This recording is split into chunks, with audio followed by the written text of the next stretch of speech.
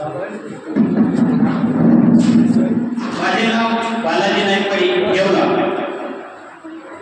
नुकत्याच झालेल्या राज्यस्तरीय स्पर्धेमध्ये माझ्या कवितेला प्रथम क्रमांक या व्यासपीठाने मिळवून दिला, याबद्दल मी या व्यासपीठाचे खूप खूप धन्यवाद देतो। तर माझी कविता खात्री ही सादर करतो।